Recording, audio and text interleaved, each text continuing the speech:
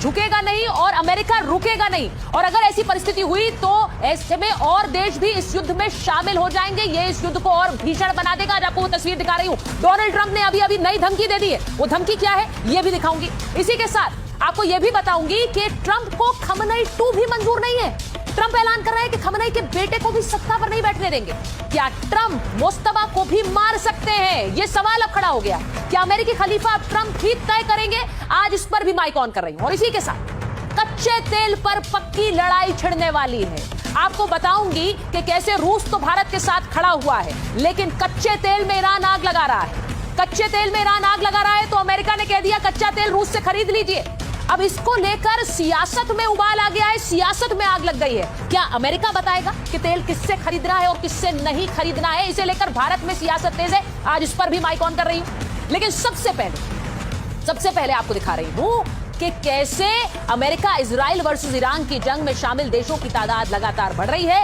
ये रण बहुत भीषण होने वाला है और इसीलिए तस्वीरें व्हाइट हाउस से आ रही है। तस्वीरें व्हाइट हाउस से आई हैं जहां पर डोनाल्ड ट्रंप के लिए प्रार्थना की जा रही है। ये तस्वीर देखिए, डोनाल्ड ट्रंप के लिए प्रार्थना हो रही है कि उन्हें किसी भी तरह की नकारात्मकता से बचाया जाए, उन्हें उन पर किसी तरह की कोई नकारात्मक शक्ति ना हावी हो। इसके लिए डोनाल्ड ट्रंप के लिए प्रार्थना की जा रही है। अब सोचिए, आखिर डोनाल्ड ट्रंप को प्रार्थनाओं की जरूरत क्यों पड़ रही है? ये उनके दफ्तर की तस्वीरें हैं, ओवल ऑफिस की तस्वीरें। इसे फुल फ्रेम दिखाइए। ओवल दफ्तर के अंदर डोनाल्ड ट्रंप के लिए ये प्रार्थना हो रही है। इसका मतलब क्या है? डोनाल्ड ट्रंप जो कहते हैं कि उनके हथियारों और मिसाइलों के आगे कोई भी नहीं टिक सकता, आज उनके लिए प्रार्थना क्यों की जा रही है? आखिर किस चीज का डर है? डर क्या है? डर मैं आपको दिखाती हूं, क्योंकि आज डोनाल्ड ट्रंप के लिए प्रार्थना हुई तो दूसरी तरफ एक बार फिर से सुप्रीम लीडर खमनई के बंकर पर अमेरिका ने हमला कर दिया। इजराइल ने हमला कर दिया। इजराइल के 50 फाइटर जेट्स ने एक साथ तेहरान में घुसकर खमनई के बंकर पर हमला किया। यह खमनई का बंकर है जिसे ईरान की सेना के अफसर इस्तेमाल कर रहे थे। एक बार फिर इस पर हमला। क्या इजराइल और अमेरिका का डर भी दिखा रहा है? यह मैं क्यों कहती हूं?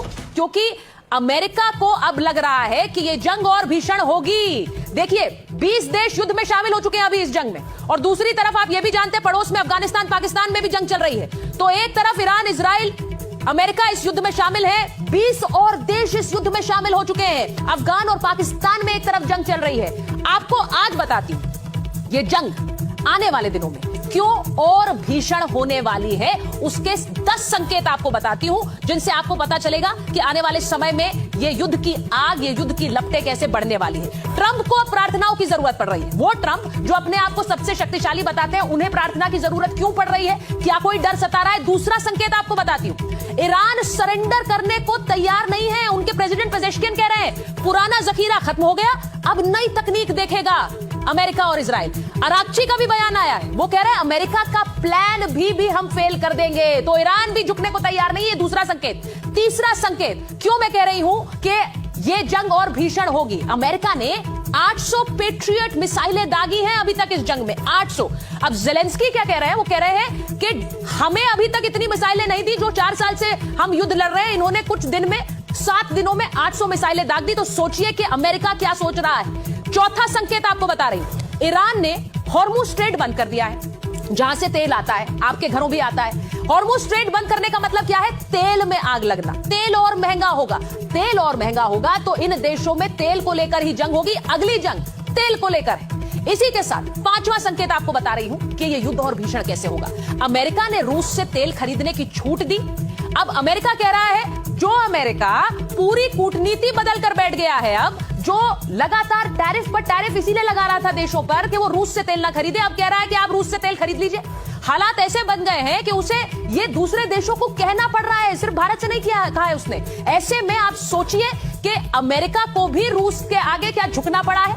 एक और संकेत आपको देती हूं, छठा संकेत, कतर ने तेल उत्पादन बंद कर दिया है। जी हां, और इससे क्या होगा? तेल के लिए हाहाकार मचने वाला है, क्योंकि सप्लाई बाधित होगी। कतर एलएनजी के मामले में दुनिया की महाशक्ति है। भारत में भी एलएनजी वहां से आती है और देशों